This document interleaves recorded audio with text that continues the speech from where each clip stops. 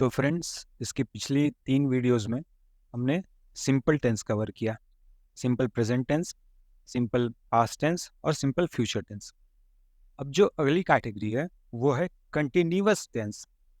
Continuous word से ही आप समझ जाइए, कुछ ऐसा जो कंटिन्यू हो रहा है, इन प्रोग्रेस है। इसको प्रेजेंट कंटिन्यूअस टेंस को प्रेजेंट प्रोग्रेसिव टेंस भी कहते हैं, क्योंकि वो इन प्रोग्रेस होता है, वो हो रहा होता है एक सर्टेन टाइम पीरियड में। तो चलिए आज इसको कवर करते हैं। आज हम लोग प्रेजेंट कंटिन्यूअस टेंस कवर करेंगे। इसके अगली वीडियो में पास्ट कंटिन्यूअस टेंस और उसके बाद वाली वीडियो में फ्यूचर कंटिन्यूअस टेंस। तो प्रेजेंट कंटिन्यूअस टेंस को वर्तमान निरंतर काल भी बोलते हैं। हिंदी में वर्तमान निरंतर काल बोलते हैं। Present continuous tense is used, पहला है A, to show actions that are happening in the present and will continue for a certain time in the future. ये क्रियाएं दिखाने के लिए जो वर्तमान में हो रही हैं और जो भविष्य में एक निश्चित समय तक जारी रहेंगी, ऐसी क्रियाओं को दिखाने के लिए। एग्जाम्पल देखते हैं, एग्जाम्पल से और क्लियर हो जाएगा ये। द चिल्ड्रन आर स्लीपिंग, बच्चे सो रहे हैं।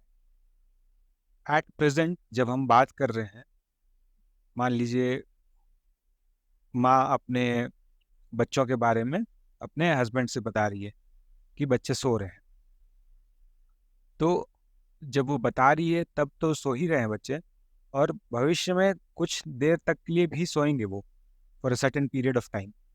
वो अभी इमीडिएटली उठ गए ऐसा नहीं है, वो अगले कुछ देर तक सोते रहे। तो इस तरह का काम जो अभी हो रहा है प्लस आगे भी थोड़ी देर के लिए होगा, कुछ देर के लिए। योर इंग्लिश इज इम्प्रूविंग, आपकी अंग्रेजी में सुधार हो रहा है। एट प्रेजेंट अभी भी सुधार हो रहा है और आगे भी होगा। The climate is changing rapidly, जलवायु तेजी से बदल रहा है। अभी भी बदल रहा है और आगे भी कुछ सर्टेन पीरियड तक बदलता रहेगा मौसम, जलवायु, अगर इंसानों ने कुछ सॉलिड कदम नहीं उठाए प्रदूषण रोकने के लिए। तो ये जलवायु ऐसे ही बदलता रहेगा, climate. I am just leaving for work, मैं बस काम के लिए जा रहा हूँ। एट प्रेजेंट अभी जा रहा हूँ प्लस थोड़ी और देर तक जाता रहूंगा मैं, जब तक पहुंच ना जाऊँ office. I will be home in an hour, मैं 1 घंटे में घर पहुंचूंगा।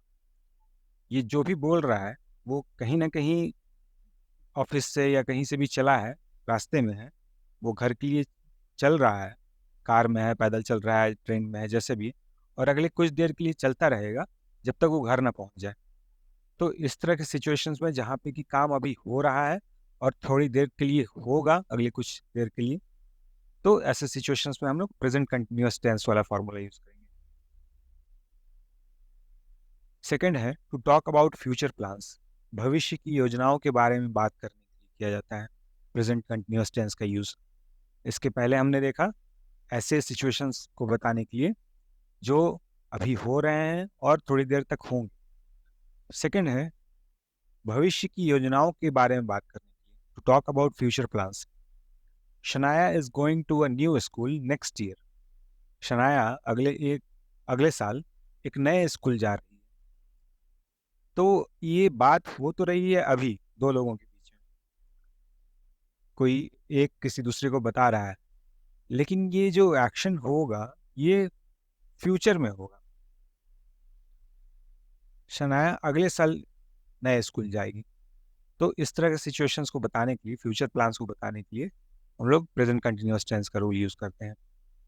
सेकेंड एग्जाम्पल देखते हैं, what are you doing next week, आप अगले हफ्ते क्या कर रहे हैं। पूछ रहा है या रही है जो भी, वो अभी पूछ रही है, लेकिन पूछ कब के ले रही है, फ्यूचर की, फ्यूचर का प्लान बना के पूछ रही है, फ्यूचर के हिसाब से पूछ रही है। तो इस सिचुएशन में भी प्रेजेंट कंटिन्यूअस टेंस आएगा। थर्ड है to make questioning sentences by adding am, is, are in front of the subject, विषय के सामने एम, इज, आर जोड़कर प्रश्नवाचक वाक्य बनाने के लिए। आर यू लिसनिंग, क्या तुम सुन रहे हो, क्या आप सुन रहे हैं। तो ये है तो वो पिछला वाला ही सिचुएशन कि एट प्रेजेंट पूछा जा रहा है कि आप ये काम कर रहे हैं, आप सुन रहे हैं, लेकिन ये थोड़े अलग तरीके से इस सेंटेंस को लिखा गया है। ये क्वेश्चन की तौर पे लिखा गया है।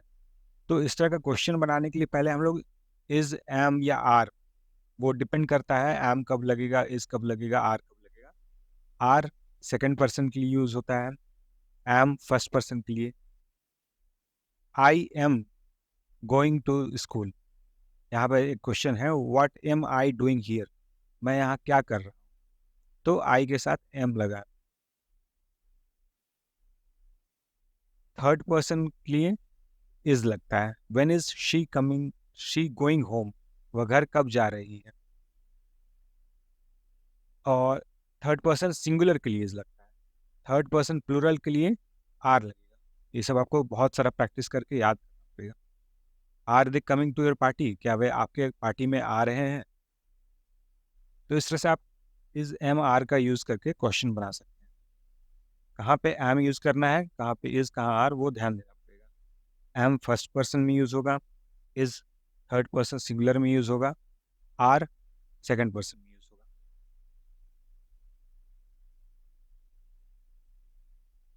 होगा। लास्ट है, to make negative sentences by adding not after am is are.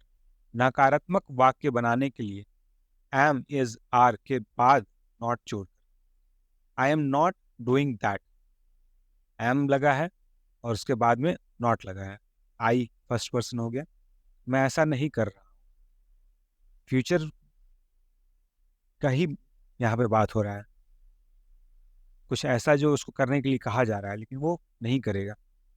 तो ये बात अभी प्रेजेंट में हो रहा है, लेकिन उसका रेलेवेंस यानी उसका महत्व, उसकी प्रासंगिकता फ्यूचर से भी रिलेटेड है, कि उसको फ्यूचर में वो काम करना है, लेकिन वो कह रहा है मैं नहीं करूँ। तो ये नकारात्मक सेंटेंस है, नॉट लगा के बना है। यू आर नॉट लिसनिंग, आप सुन नहीं रहे। They are not coming to the party, वे पार्टी में नहीं आ रहे हैं।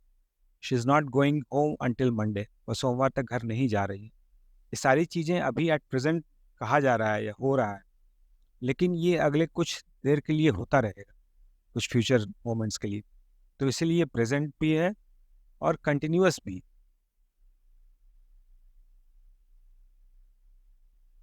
इसका स्ट्रक्चर कैसा होगा, सेंटेंस स्ट्रक्चर यानी वाक्य संरचना, जो जनरल फॉर्म है, सिंपल सेंटेंसेस जो होते हैं उनका सब्जेक्ट प्लस इज, एम या आर में से कोई एक, इन तीनों में से कोई एक यूज़ करना है।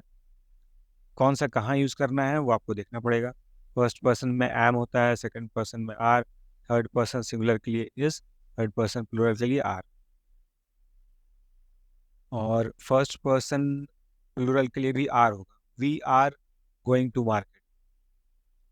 तो ये सब आपको बहुत सारा प्रैक्टिस करने के बाद ही ध्यान में आएगा। Plus ING form of the verb, हर वर्ब का जो आईएनजी फॉर्म होगा, रीड का आईएनजी फॉर्म है रीडिंग, मेन वर्ब है यहाँ, बेस फॉर्म है वर्ब का रीड, उसमें आईएनजी लग गया, reading. Plus object, subject plus इन तीनों में से कोई एक, प्लस वर्ब का ING form plus object. Subject हो गया आई, एम लग गया, फर्स्ट पर्सन सिंगुलर है, वर्ब का आईएनजी फॉर्म लगा, रीडिंग, अ बुक, ये ऑब्जेक्ट हो गया बुक। निगेटिव फॉर्म का स्ट्रक्चर होता है subject plus am is are में से कोई एक, plus not, plus ING form of verb. यहाँ भी सेम है, यहाँ भी सेम है, सिर्फ यहाँ नॉट लग गया है इन तीनों के बाद, इन तीनों में से कोई एक के बाद लगेगा, plus object. I am not reading a book, मैं किताब नहीं पढ़ रहा हूँ।